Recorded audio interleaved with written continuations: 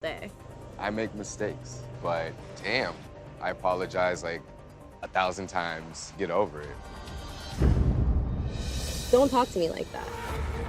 Hey guys, and welcome back to Little Black Book. We're going to be discussing with you guys Taylor and Brandon in the Married at First Sight. For those of you who are new to the channel, make sure you like, share, subscribe, click on that bell button for the notification of the uploads, baby. And for those of you who are Mineral Gang, you know what I'm saying, baby? Mineral Gang. Mineral Gang. Listen, when you're part of the Mineral Gang, you ain't got the minerals, baby. Boom, boom. Boom! Reload it! Boom! Listen, you're not ready for all of that stuff right now. You understand? If you can't handle the heat in the kitchen, get out. If you can't handle the heat in the kitchen, Chile, get out. Listen, you got to do the work, man. You got to do the work. All right, cool. So we're talking about Taylor and Brandon, and I found this. The first few seconds, fam. Man, it's mad because when I really look at the situation, yeah, the scene where they're in, like, obviously, Married at First Sight, we all know. You've watched previous seasons. We're on like season 10. Like, no. Like, I want you to deep it. We are on season 10. Yeah? Which means there have been 9 other seasons. Yeah? Where there's been at least 10 episodes each. Yeah? Of 8 seasons. Calculate that in your head. Yeah? Now listen. There's been so many episodes. Yeah? Of couples taking video in bed. I want you to deep it. Couples taking videos in bed. This is normal Married at First Sight, yeah? And you apply for this show. You know what it's about. So why did you not tell me that you'd get anxiety or a panic attack from waking up in the morning and I got a video trained on you? Why would you not tell me? Now I want you to deep the logic of this. You've never told me that you feel a certain way waking up and seeing a camera in your face. Right now, this is why I said this is we have to be very careful when you see certain behaviors. That these are the abusive behaviors where they can come into, right? You hear that? That sweet sound of snoring. That's the sound of being married. These are the behaviors that can go into abusive behaviors. Because it's not the one where someone's being rude or even cheating necessarily that we call these abusive behaviors. It's these psychological mind twists, the gaslightings and stuff like that we have to be very careful of. Okay, cool. So you're lying in bed, your missus is always taking a video saying, oh, he's snoring, and laughing, right? Like normal video. You wake up, you look at the camera, and you run off, right, to the kitchen. She then comes to the bathroom, whatever, you know, gives you a little hug, you know, gives you a little, you know, rub or whatever, trying to talk to you, right? You're ignoring her. Sorry. All right, cool. Once you're ignoring her. 2, you're ignoring her. Okay, the 3rd time she's like, are you ignoring me? Are you good, Brandon, or no? So Brandon wakes up and, you know, he's not in the best mood. Don't do that. Don't be mad. He's not talking to me. I'm very confused at this point. I don't know what's going on with him. I don't know what to do because the Brandon I thought I knew changed very quickly. I get a little hangry. What about you? Brandon. Like, what are you doing? Like, do you know what I'm saying? Like, what are you doing? You know, and like, he could have even saved this. He could have made this into a joke, like, now I'm playing.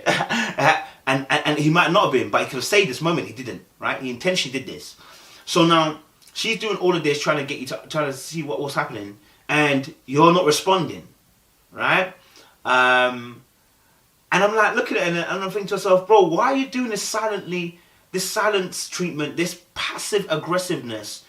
And you know, that is you know, this passive aggressiveness is very cruel. Just like aggressiveness is cruel, because what it does is it doesn't communicate through verbal means to the other person that, listen, hey, look, do you know what? Something happened and I wasn't very comfortable with it. You know, he could have just said to her, listen, look, babe, look, I wasn't comfortable with that. Like, I'm not gonna lie to you. Like, normally I'm good with it, but maybe this morning I wasn't feeling too good and then I had the camera in my face. I do apologize. Then the person's reset and goes, oh, do you know what? My bad. I didn't clock it. I didn't know that you was feeling that way this morning. My bad. Like, in future, how do you want me to deal with it? And it's like, I'm like, no, normally it's cool. It's just today. My bad. You know what I mean? Then we can move on. But that doesn't happen. Instead, he continues on this silent treatment to the point where you know they're beefing, because when you get downstairs to the group or whatever, you can see that my man's still doing the thing. He's still doing the silent treatment. He's still doing the the offish behavior. He's lying on some bed. Yes, she's lying next to him, because I think that's how she is. She will definitely try to back it.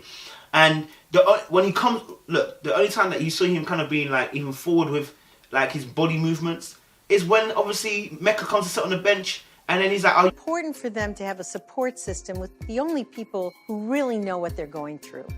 Are you okay? you okay?" So he's talking to Mecca, but he's not talking to his own girl. Are you nuts? Are you alright? Are you okay? After we, like, you're not okay, are you? Like, Annie, are you okay? Are you okay? Are you okay, Annie? You know what I mean? Like, I have to ask that question.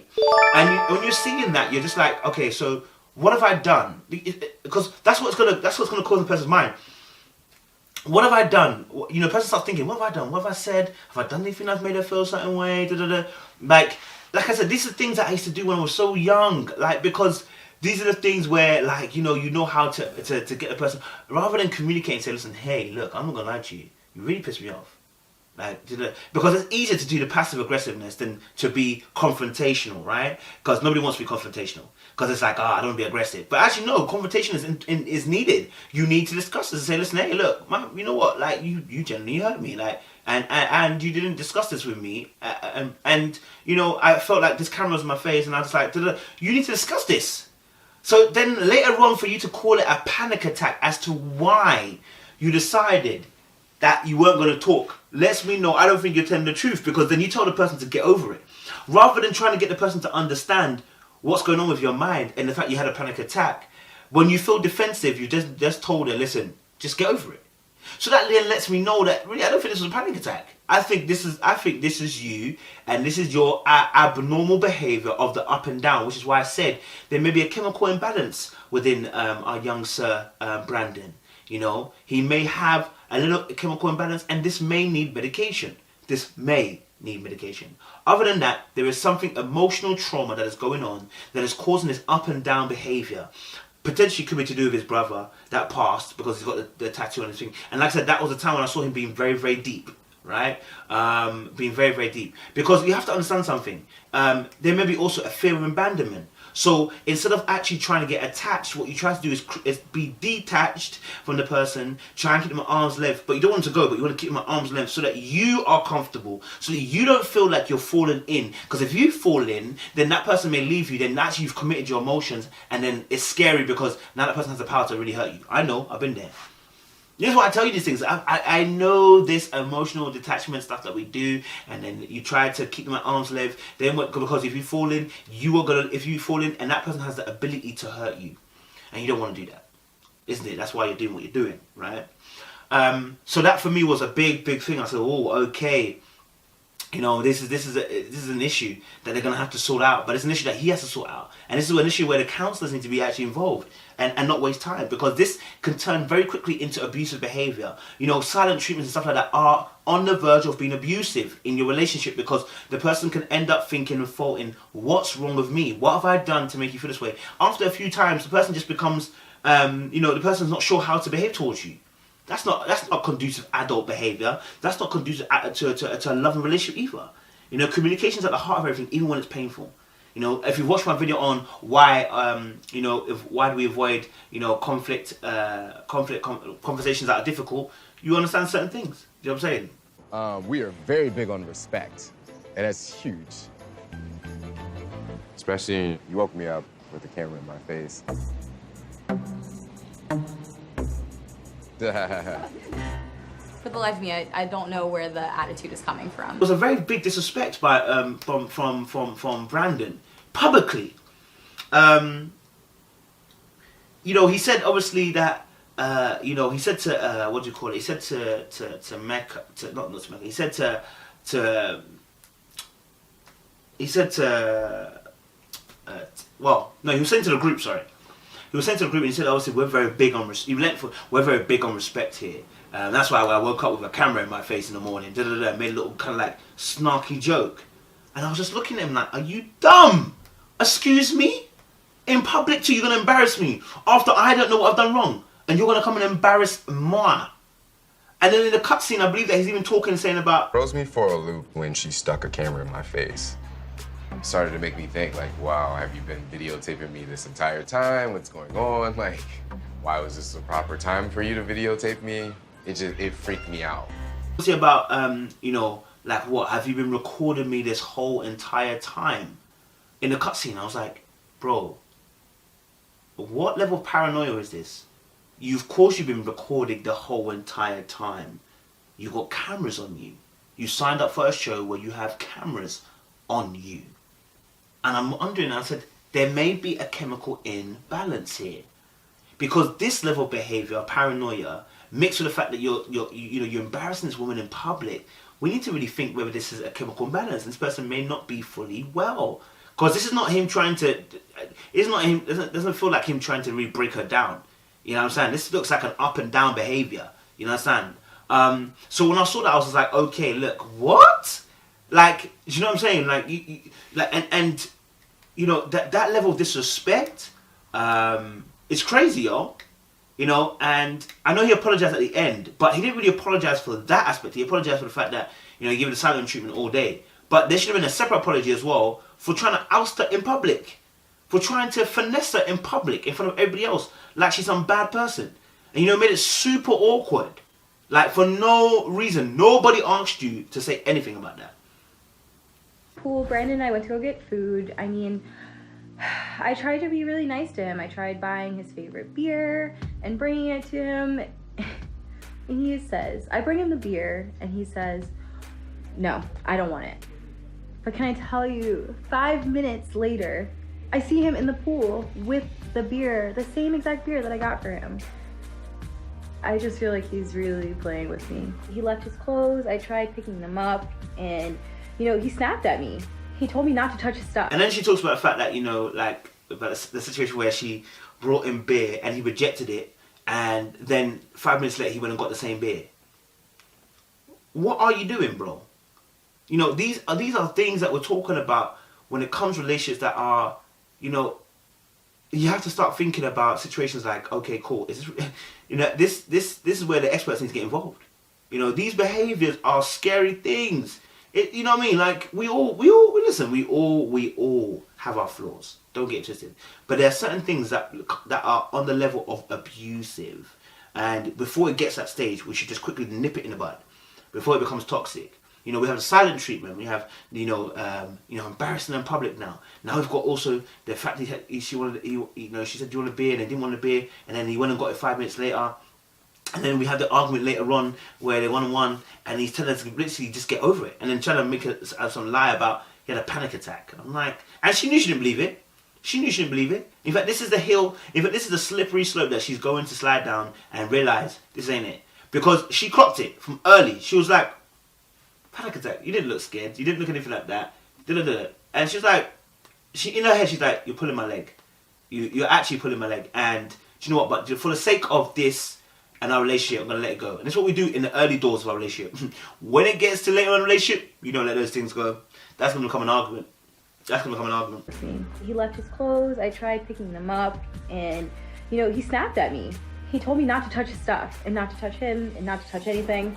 So at one point, he said, you know, he told her, listen, not to touch, you know, his things. And I was like, I get like, bruv, what's going on? What, where are we? Listen, comment down below. Let us know your thoughts. What are you thinking? At this moment, when you're seeing those things from Brandon, what are you thinking? Because I'm thinking this is a level of madness I cannot comprehend. It's a level of madness I cannot go down. Like, what is going on? Like, what's happening? What are you doing? Like, do you know what I mean? Like, these are mad things. With the camera in my face, and it kind of put me in a bad place. I had a panic attack. You know, I didn't say anything to you right then and there, but I honestly didn't feel well at all. You know, I don't know if you saw, but I was shaking. It was that bad. Like, it was a lot. No, it didn't seem like it was that bad. I mean, but you didn't say anything. You didn't look scared. You didn't jump out the bed. I was breathing pretty deeply.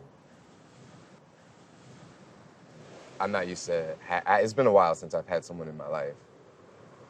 And anytime that I have something going on, I typically just like to retreat. The reason why he couldn't tell her is because he didn't know how she was going to react. And it's like, but that's not what was happening here though. Because you were insulting her, you were bringing her out to the public, everything like that. Is that a panic attack? Is that how people who have a panic attack behave? That you're ousting your partner in public, you're rejecting beers, yeah. But to your friends and your boys, you're celebrating the fact that you can walk around naked. You know what I'm saying? You gaslit that like you know you're close to the sex thing or whatever, blah blah blah. But actually, how you're treating her is trash. You know, and then you make all these excuses, and then you blame her by then you tell her to get over it. Sorry, not blame. You then tell her to get over it, and all because there was a camera in your face in the morning, and you're telling me this because you wasn't sure how she's gonna react. Well, were you sure how she's gonna react when you got angry? Like, do you know what I mean? Like, come on, fam, listen, no, come on, bro. We're not gonna do this, bro. We're not gonna do this. You've had cameras in your face since day one. You understand? We know that you don't like dancing, you understand? And that's something that not everyone can do, like, that's understandable. But you're now in your private quarters, fam, and all you have to do is be like, look, yo, bro, I was sleeping there, what you trying to do? Like, this is normal things, like, none of us would really complain. We're in the day and age of cameras, and you're on a show with many cameras, like, what are you doing? Like, do you know what I mean? So I was... Weird, like, if something... That's not weird.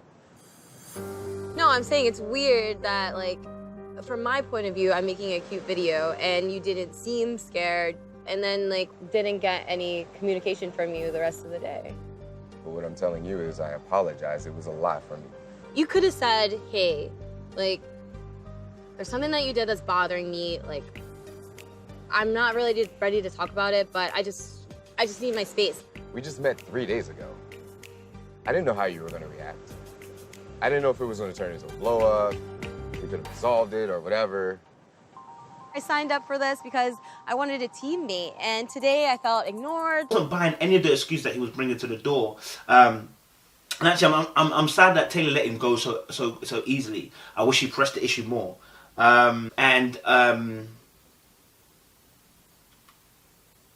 You know, I know that obviously, you know, they had a nice date where they went with the koalas or whatever, the bears and whatever later on, etc., which was really nice as well. And, you know, I know he said he likes his space. Look, I like my space, innit? But at the same time as well, there's a level of rudeness where I just would never enter. Like, why am I entering that level of rudeness? Why am I being so dismissive of you? Why am I, you know, coming at you in such a way? Like, it doesn't make sense. And this is where I'm saying, like, this is for me is concerning. And we have to look at these things and be like, hey, look, this is not a level of behavior that's acceptable. And quite rightly so, as Taylor said, you know, I'm not here to be disrespected. You know, we have to as individuals, we have to have a level of knowing what we accept and what we don't accept. That behavior from him is a red ass flag. You know, it's just a shame that obviously they've gone into a marriage straight away and you have to deal with it. But I mean, these are things for us as people where we're going through relationships. When we see those type of behaviors, we got to ditch. We got to leave them where it is, man. Because you can't behave like that and get away with it. I'm sorry, it's just not feasible. Yeah, it's not feasible at all, and we not respect that at all. We cannot respect that. So yeah, guys, make sure you like, share, subscribe, continue to celebrate what we're doing right here. Hey, make sure, yeah, that you're liking what we do. You understand? Don't play with me. Don't play with my emotions. You understand? Hey, you ain't got the minerals, baby. Listen to your buddy leaguers.